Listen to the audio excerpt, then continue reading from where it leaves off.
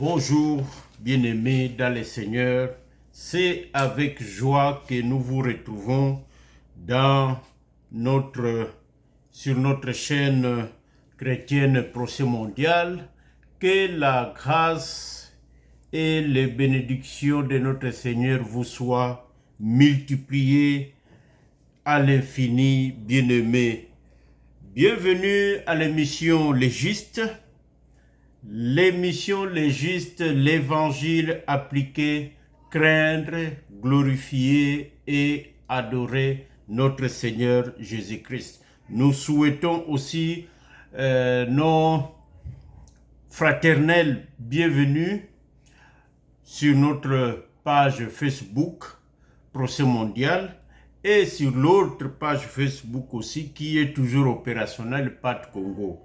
Que la gloire de notre Seigneur vous visite quotidiennement, bien-aimés dans le Seigneur. Alors, l'émission passée, nous avions vu la supériorité du sacerdoce de Melchisédek. Nous avions dit que par rapport au sacerdoce aaronique, au sacerdoce de Aaron ou au sacerdoce lévitique, nous avions dit que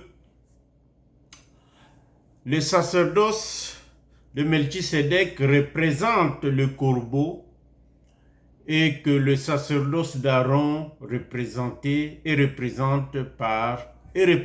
plutôt par la colombe. Allez-y, écoutez et vous serez édifiés, bien-aimés. Aujourd'hui, nous sommes le 26 août 2023. À l'émission, nous allons entamer ce que nous appelons les voyages des oiseaux. Donc, le premier voyage ici du corbeau. C'est le corbeau qui est sorti le premier de l'arche. Nous avions vu tout cela.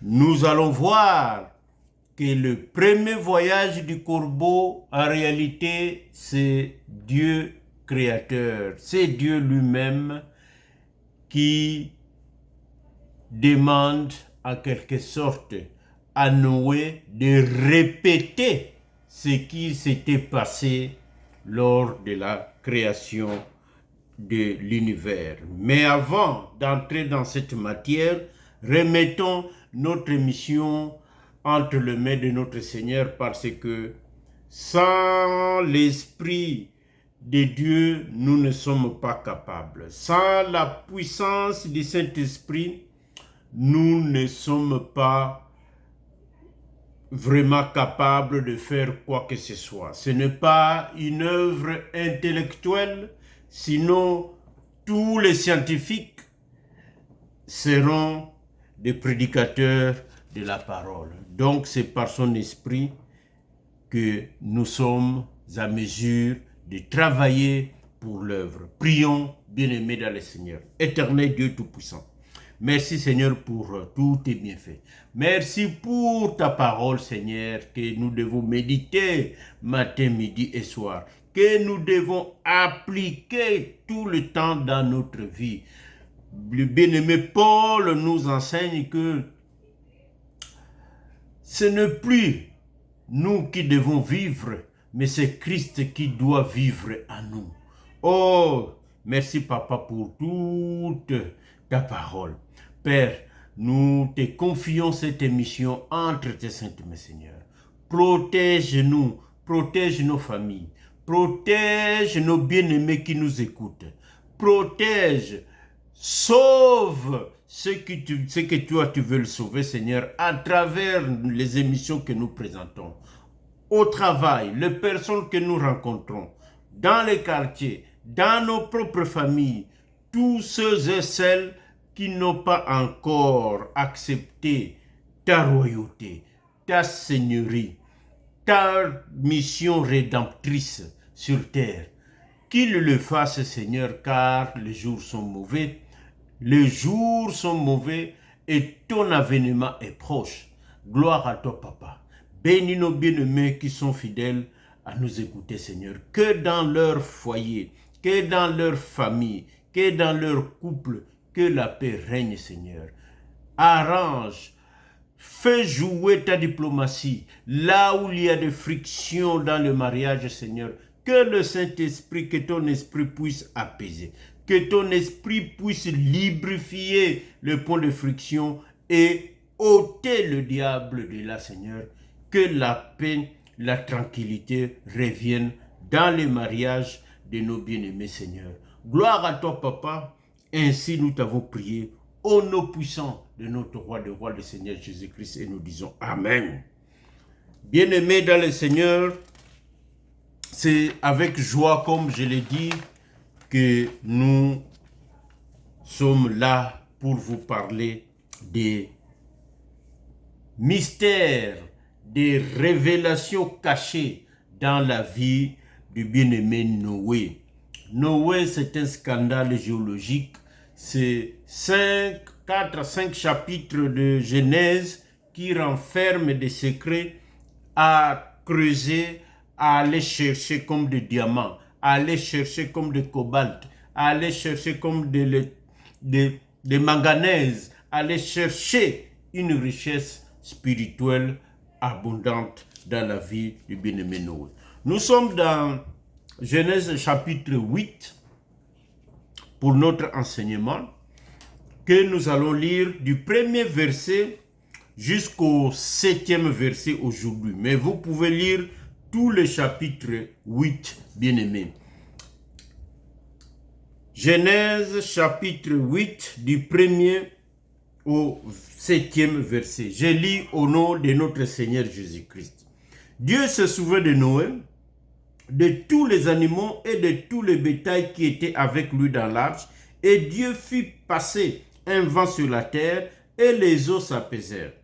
Les sources de l'abîme et les écluses des cieux furent fermées, et la pluie ne tomba plus du ciel. Les eaux se retirèrent de dessous la terre, s'en allant et s'éloignant, et les eaux diminuèrent au bout de 150 jours.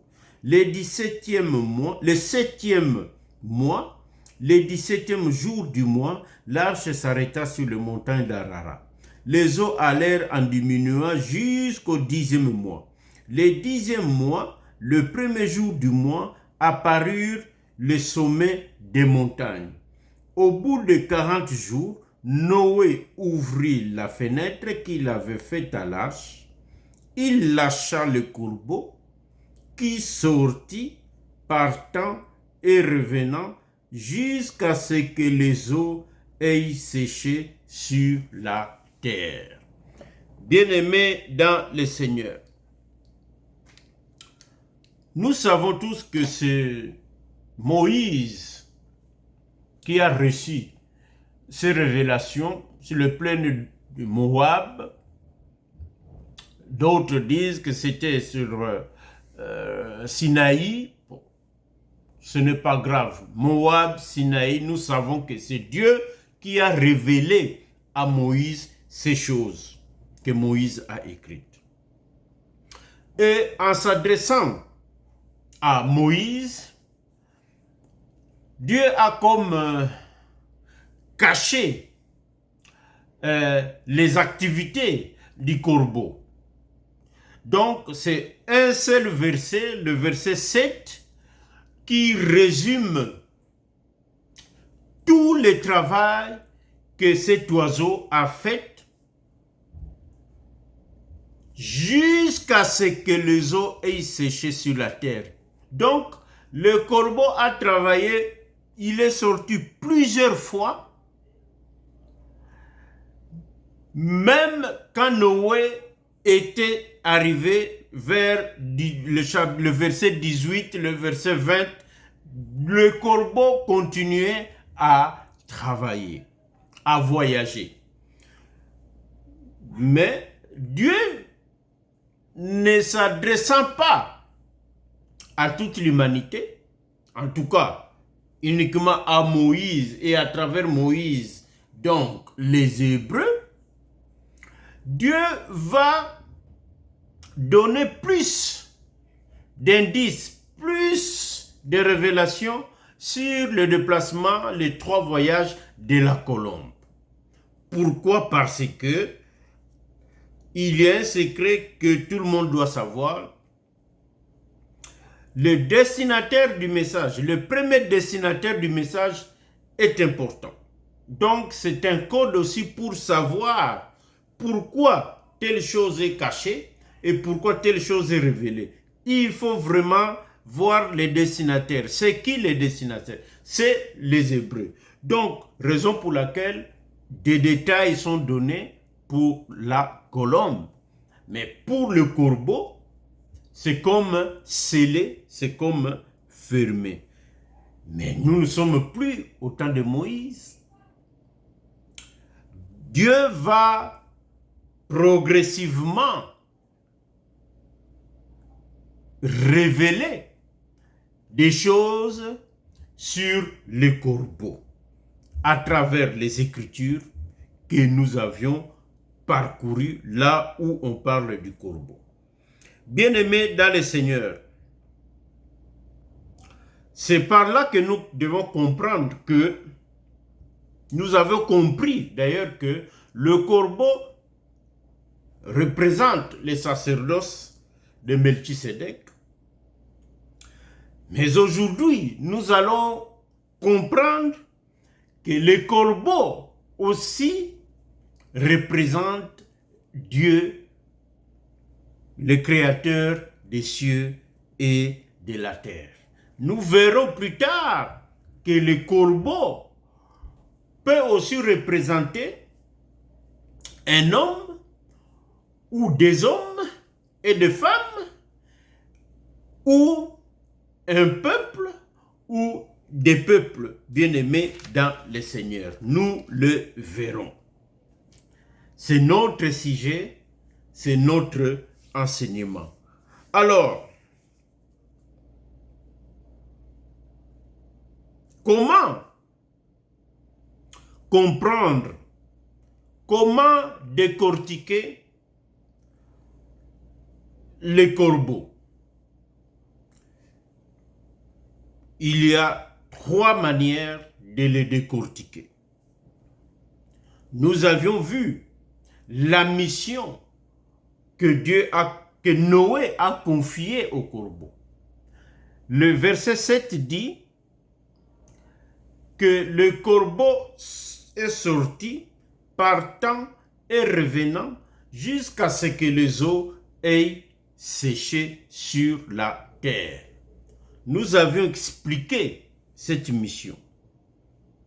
C'était en réalité de séparer le bien du mal ou de séparer les saints des autres, donc des méchants, et détruire définitivement le méchant. Nous avions vu donc la mission, nous avions vu le corbeau dans les Écritures tout au long, et nous avions aussi vu le corbeau dans la nature. C'est très important car Dieu est le créateur de toutes choses. Donc, la question maintenant est de savoir combien de voyages cet oiseau infatigable a effectué. Est-ce que c'est 7 voyages comme les 7 esprits de Dieu envoyés de par le monde? Je vois Apocalypse chapitre 5. Apocalypse chapitre 5 verset 6.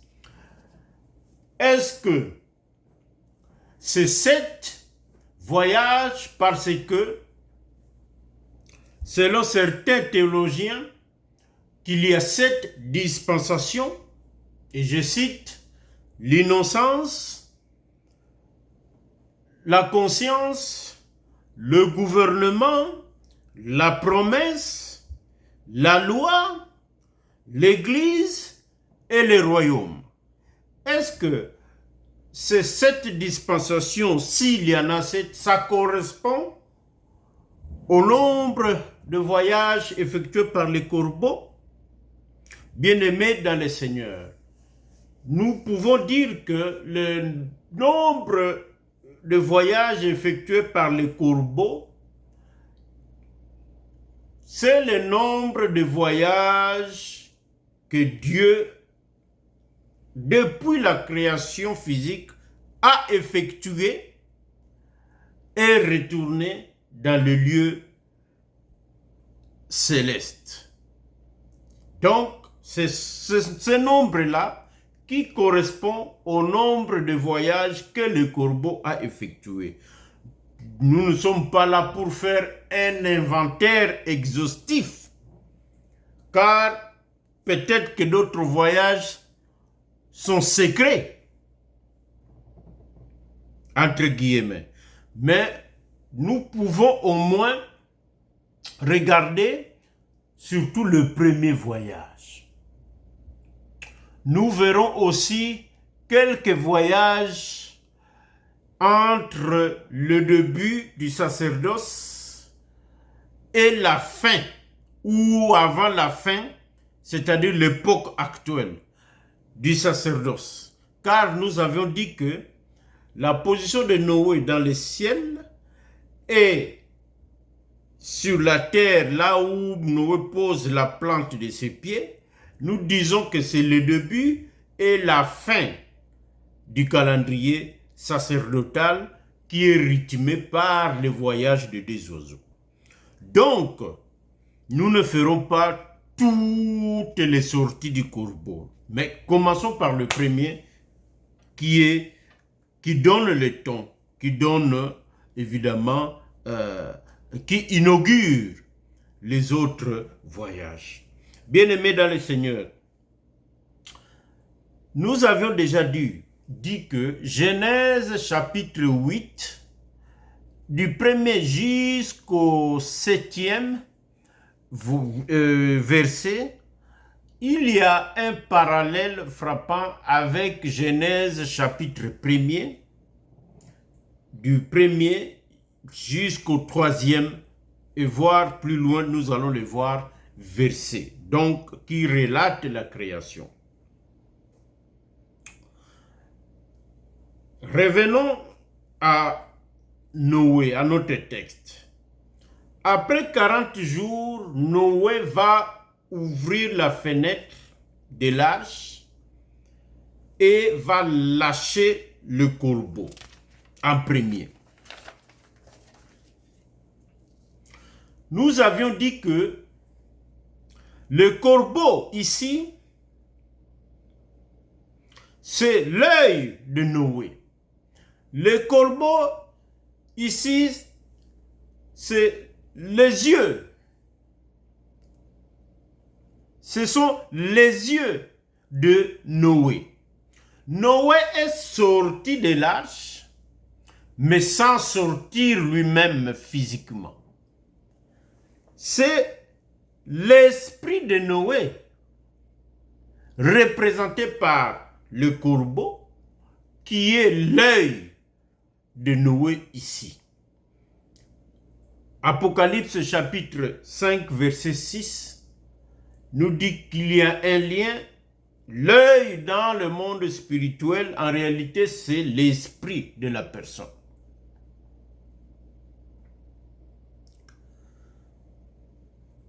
Et quand nous retournons dans Genèse chapitre 1, en créant le temps et l'espace, Dieu doit y entrer le premier. Et nous lisons au verset 3 que l'Esprit de Dieu qui est entré dans la création. C'est Dieu qui est entré dans la création parce que Dieu est esprit. Ensuite, le passage nous dit que l'Esprit de Dieu mouvait au-dessus des eaux.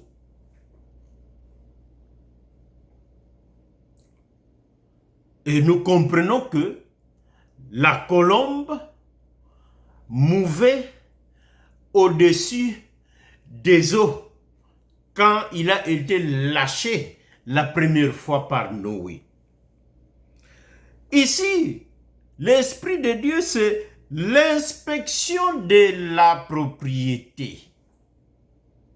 Dieu est sorti de l'éternité, il crée et il doit aller inspecter, il doit aller voir l'étendue de sa propriété.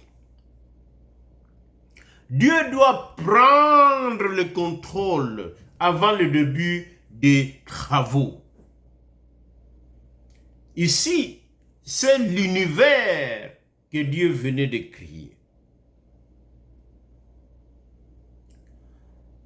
Face aux travaux à exécuter, face à l'immensité du travail, ici, nos chantiers gigantesques n'ont pas de rapport avec ce qui est devant notre Seigneur. Non, les pyramides, c'était... Non. Il n'y a pas d'équivalent. Parce que sous les cieux, aucun ouvrage ne peut se comparer à l'univers et à l'être humain, les deux extrémités de la création. Bien-aimés dans le Seigneur, ici nous voyons Bétsaléel, le véritable Bétsaléel, Exode 31, à qui Dieu avait confié la mission de bâtir le tabernacle et tous les ustensiles et tous les nécessaires pour le culte que Moïse doit inaugurer. Le Bétsaléel ici, c'est Dieu lui-même. Dans Luc, chapitre 14, du verset 28 au verset 30, lisez-le. Le Seigneur, Jésus utilise une vérité que quel est cet homme s'il veut bâtir une tour, ne s'assied pas d'abord pour calculer, pour vérifier, inspecter, voir si c'est faisable et s'il peut aller jusqu'au bout de ses travaux pour qu'il ne soit pas la rusée des autres. Donc, nous comprenons que l'Esprit de Dieu qui mouvait au-dessus des eaux, c'était l'inspection des travaux avant le début. L'inspection du terrain, plutôt que je devrais dire, avant le commencement des travaux. Et le corbeau que Noé a envoyé, Noé étant Dieu créateur, le corbeau, l'esprit de Noé, l'œil de Noé, doit aller inspecter la situation avant qu'il y ait toute chose en bas. Bien-aimés dans le Seigneur, l'Esprit de Dieu, Dieu ici est le premier être vivant, premier être céleste qui est entré dans le monde, dans l'univers, après la création. C'est comme le corbeau, le premier être vivant qui est sorti de l'arche et entré dans le monde au-dessus de l'abîme. Bien-aimés dans le Seigneur, Dieu ici, c'est un corbeau. Comprenez notre langage. Quand nous disons que c'est un corbeau, parce qu'il exécute l'œuvre, la mission du corbeau. Donc, le véritable corbeau ici, c'est lui-même Dieu. Il inaugure ainsi ce sacerdoce de travailleurs, ce sacerdoce de création, car le sacerdoce d'Aaron ne crée pas, mais le sacerdoce de Melchisédek est capable de créer, bien-aimé dans le Seigneur. Alors, notre Dieu va se mettre au travail. Mais avant, il va prendre un corps lumineux. Lisez Jean chapitre 1er, du 1er jusqu'au 9e verset. Dieu doit prendre un corps lumineux. D'ailleurs, en passant, c'est avec ces corps lumineux que le Seigneur Jésus, dans le lieu céleste, est apparu sur terre à Saul, sur le chemin de Damas. Bien-aimés dans le Seigneur, si vous n'avez pas encore rencontré cette lumière, vous ne pouvez pas être transformé. Vous ne pouvez pas devenir un nouvel homme, un homme nouveau. Cette lumière est capable de vous tuer d'abord et de vous ressusciter. Gloire, gloire et honneur à ceux qui ont rencontré cette lumière sous une forme ou sous une autre, car la parole de Dieu, c'est une lumière. Mais Saul a eu la grâce d'être frappé par ce laser qui est descendu du ciel. Et c'est ce laser, ce corps lumineux, qui va travailler pendant les 6 jours. Que nous disons pas de 24 heures. Ça, c'est un débat, c'est un autre débat, je sais. Mais faisons l'économie des discussions. Nous pensons que c'était des jours qui n'étaient pas des jours de 24 heures. Nous avons des éléments. Autre temps, autre débat. Continuons. Ce laser doit travailler pendant 6 jours. Qu'est-ce que ce laser va faire? Il va séparer le bien du mal, il va séparer le bien du mauvais, il va séparer le bien des autres. Est-ce que ça vous rappelle le travail du corbeau?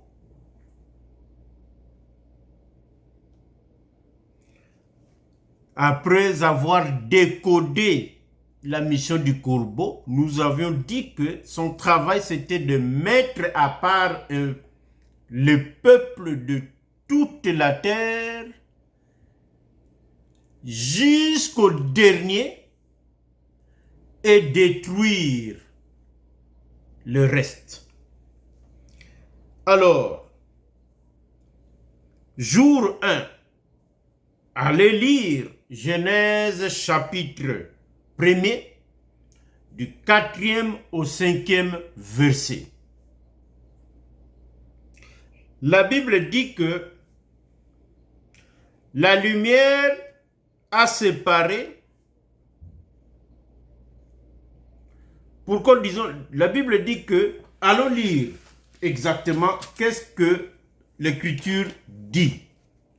On va lire le premier jour, verset 4. Je lis au nom de notre Seigneur Jésus-Christ. Dieu vit que la lumière était bonne et Dieu sépara la lumière d'avec les ténèbres. Dieu appela la lumière jour et il appela les ténèbres nuit. Ainsi il y eut un soir et il y eut un matin, ce fut le premier jour. Qu'est-ce que ça veut dire? Donc, c'est la lumière qui a travaillé. Jean nous le dit. Chapitre 1er. C'est la lumière qui a travaillé. Je n'entre pas dans la chimie ou dans la physique, le travail d'une lumière. Les lumières à deux corps, deux natures. Bon, oublions ça. Qu'est-ce que la lumière a fait? Séparer le jour des nuits. Séparer la lumière qui devient jour et les ténèbres qui deviennent la nuit. Ça, c'est le travail d'un corbeau bien-aimé. Jour 2, verset 6 au verset 8. Si vous lisez, vous allez comprendre que toujours la lumière, parce que Jean chapitre 1 nous dit que tout ce qui a été créé par elle. Nous comprenons que c'est la lumière qui travaille. La lumière va séparer les eaux. Maintenant, la lumière va attirer les eaux vers le haut par l'évaporation. Il y aura la lumière, donc les eaux d'en haut et les eaux d'en bas. Au milieu, c'est l'étendue que Dieu va nommer ciel. Toujours travail de séparer. Sachez que ça soit le premier jour, donc la lumière du jour, la lumière le jour est mieux que la nuit. Car nous sommes les enfants du jour, nous sommes les enfants de la lumière. Et ici, les eaux d'en haut ont un avantage que les eaux d'en bas. C'est tout un enseignement ici. Mais refermons rapidement, le temps file. Jour 3, verset 9 au verset 13. Que disent ces passages? C'est là, Dieu va faire sortir la terre. C'est la séparation des mers et de la terre. Donc la terre séparée des mers. Parce que quand vous lisez bien 2 Pierre chapitre 3 verset 5 que nous allons lire, que dit le bien-aimé Pierre? Je lis au nom de notre Seigneur Jésus-Christ, 2 Pierre chapitre 3 verset 5. Ils veulent ignorer, en effet, que des cieux existèrent autrefois par la parole de Dieu, ainsi qu'une terre tirée de l'eau et formée au moyen de l'eau. Ah, nous comprenons déjà les matériaux qui ont formé la terre. Mais là n'est pas le débat. C'est que la terre a été tirée de l'eau. Donc Dieu a séparé la terre de l'eau. C'est le travail du corbeau. La terre, c'est le sec que Dieu va nommer terre. Et les eaux, Dieu va les nommer, les eaux d'en bas va les nommer mer. Job, lisez Job chapitre 38. Job 38, c'est vraiment riche. C'est que Dieu révèle à Job. Si nous restons dans la doctrine et dans la connaissance, car il y a vraiment un saut à faire plus haut, mais restons en bas, bien-aimés dans le Seigneur. Donc, nous comprenons que la terre va être séparée des eaux. Dieu va mettre une frontière. Le sable. Mais le sable, c'est tout un peuple. Nous ne sommes pas là. Et ce troisième jour sera l'apparition de la végétation sur la terre. Entre autres, les arbres. Nous allons y revenir. Retenez bien cela, bien-aimés. Après 3 jours de la création, je peux m'arrêter là. Vous n'êtes pas d'accord avec moi? Je peux m'arrêter là parce que nous venons déjà de faire le 4e, le 5e et le 6e jour. Pourquoi? Vous me posez la question. Oui, rapidement. Rapidement, je vais expliquer. C'est que le 4e jour, bien aimé, je dirais, est égal au 1er jour. Le 5e jour est égal au 2e jour.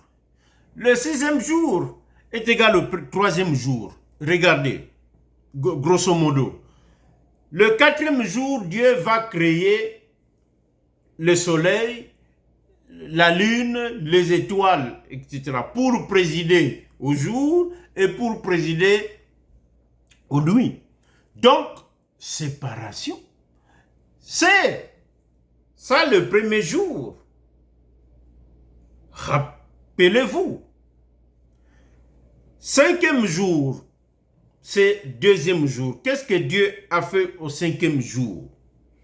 5e jour, Dieu va créer les animaux. Mais attention, Dieu va créer les animaux d'en haut, les oiseaux, et les animaux de la mer, les poissons, donc d'en bas. Mais c'est ça le 2e jour. Les séparations, les eaux d'en haut et les eaux d'en bas.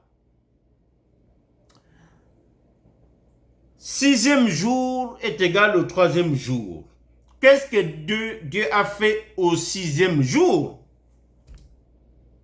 Mais Dieu a complété la création des animaux, maintenant terrestres, et la création de l'homme, qui est une terre. Et le 3e jour, qu'est-ce qui s'est passé? C'est l'apparition de la terre. Et la végétation, les arbres représentent un homme. L'arbre peut représenter un homme. Allez demander à Nabucodonosor, celui que nous surnommons Nabukondolonzola. Allez demander au Bayombe ou au Bakongo, ils vous expliqueront, bien aimé, tellement qu'il était cruel. Mais refermons cela, c'est Daniel qui nous le dit. Donc, le 6e jour est égal au 3e jour. Mais regardons de plus près, bien aimé, regardons de plus près. Pour créer l'homme, le corbeau, ici, Dieu créateur, a sélectionné la bonne terre. Dieu n'a pas pris n'importe quelle terre pour faire la forme de l'homme avant d'y souffler. Dieu doit sélectionner. Donc Dieu a séparé la bonne terre et les autres. Très important. Poursuivons notre étude. Pour créer la femme, qu'est-ce que Dieu a fait au 6e jour? Il a sélectionné la bonne côte. Dieu a choisi une côte, pas n'importe laquelle, pas n'importe de quel côté, et laisser les autres côtes où les os composant le squelette du bien-aimé Adam. Donc, c'est une séparation. Et vous savez que la femme est la créature, la dernière créature de la création. Elle est le couronnement des couronnements en fonction d'étapes. Et scientifiquement, c'est la créature la plus complexe. Bien-aimé dans le Seigneur.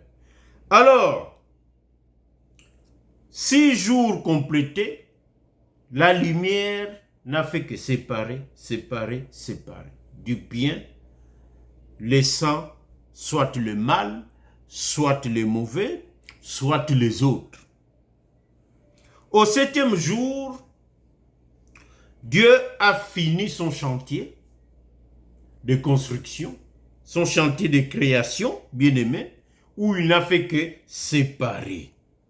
Il a usé de son intelligence et de ses forces. Nous avions dit que le corbeau est très intelligent. Cela a été scientifiquement prouvé. Donc, Dieu est omniscient. Le corbeau, c'est un grand travailleur dans la nature. Nous avions dit, nous disons que Dieu est omnipotent. Et il ne s'arrête pas là.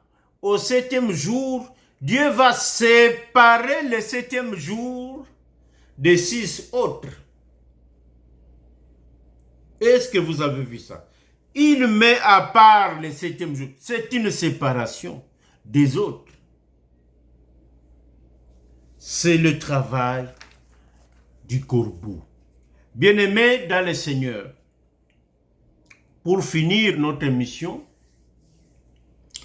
finalement, ce premier voyage du corbeau va se terminer après les noces de ces petits. Oui, nous avions dit que le corbeau, Job chapitre 39, verset 3, nous avons dit que le corbeau a des petits. Lisez Job 39, verset 3. Donc, Dieu, c'est lui-même Dieu, le fameux corbeau en question de Job. Et ces petits ici, c'est l'homme et la femme, ce sont ses enfants, ses créatures. Regardez, Psaume 147, lisez le 1er jusqu'au 9e verset. Psaume 147. C'est lui qui donne de la nourriture aux petits du corbeau. C'est Dieu. Donc, dans le jardin, Dieu va donner à ces petits. Et il va rentrer après les noces de l'homme et de la femme. En passant, ces noces ont duré 7 jours de 24 heures.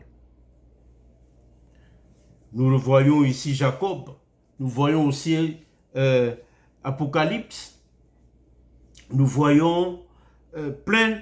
Bref, nous exploiterons cela. Après, nous voyons aussi que lors de ces noces, les anges étaient présents.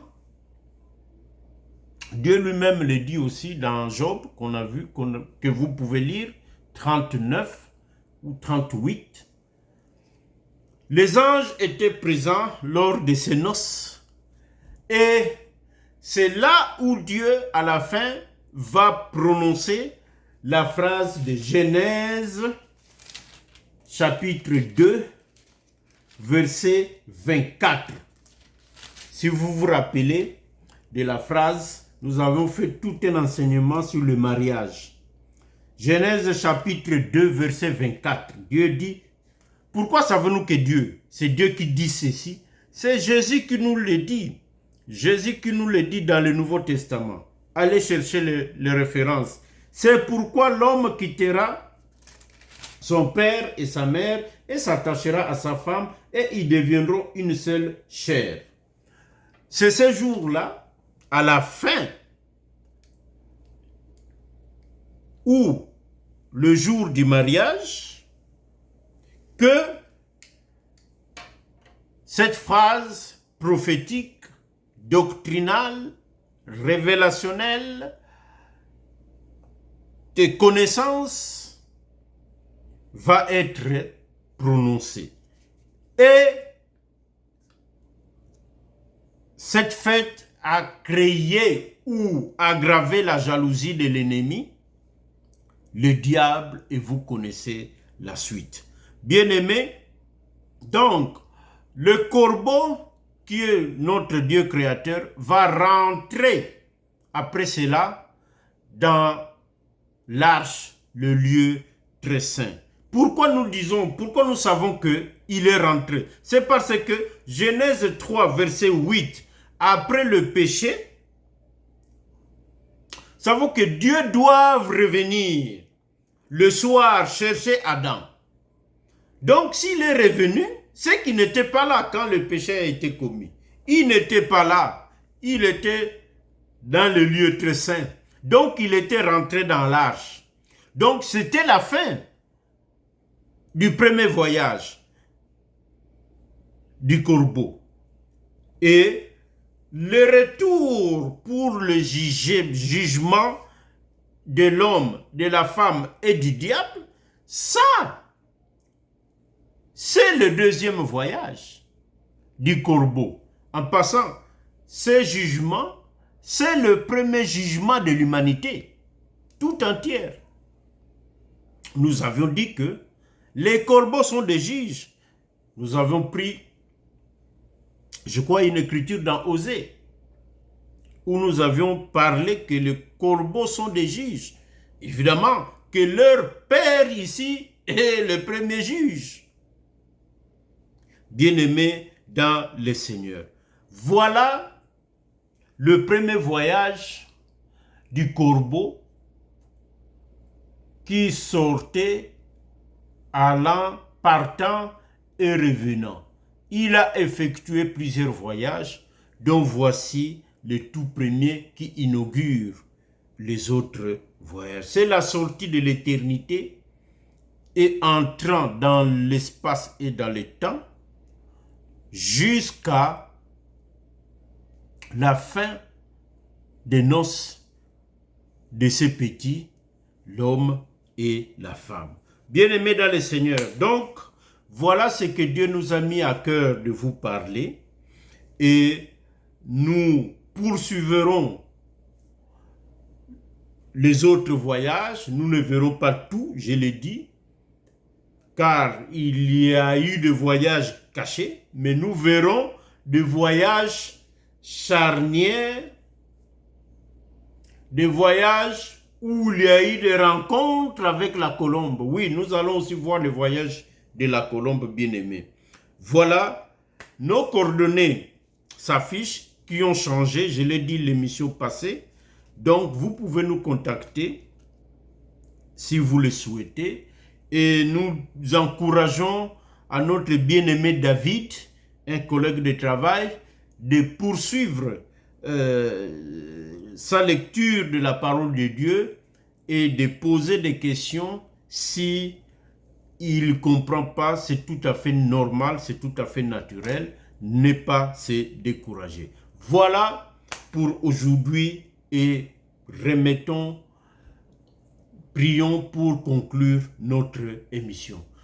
Dieu, créateur de toutes choses, toi qui es sorti de ton lieu céleste et tu es venu, Seigneur, pour travailler, pour créer. Merci, Papa, pour ta création. Quelle œuvre magnifique, quelle œuvre spectaculaire, Seigneur. Tu as démontré ton intelligence, tu as démontré tes capacités, ta force et ta puissance. Gloire à toi, Seigneur. Gloire à toi, Papa.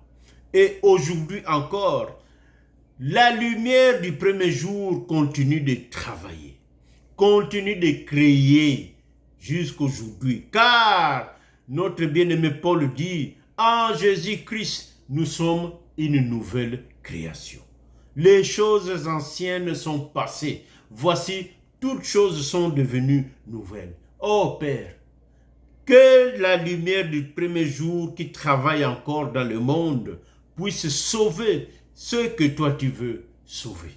Ô Éternel des armées, la rencontre avec ta lumière, avec toi, ne laisse pas des gens indifférents. Ô Éternel, cela bouleverse, cela transforme, cela change, cela tue et ressuscite en même temps. l'homme pour que nous soyons une nouvelle création. Ça doit nous tuer. Oh, quelle grâce que d'être patient devant toi, Seigneur. Gloire à toi, tu nous as fait grâce, Seigneur, par ta lumière. Fais cette grâce à ceux et celles qui te cherchent, Seigneur. Gloire à toi, Papa. Bénis nos bien-aimés là où ils sont, Seigneur. Que ta lumière puisse continuer à les éclairer, Seigneur. Car l'œuvre de la transformation doit continuer jusqu'à ce que toi tu reviennes. Oh, gloire à toi, Seigneur Jésus-Christ. Gloire à toi. Ainsi nous t'avons prié en ton nom, Jésus-Christ, nous disons Amen. Gloire à Dieu, gloire à Dieu.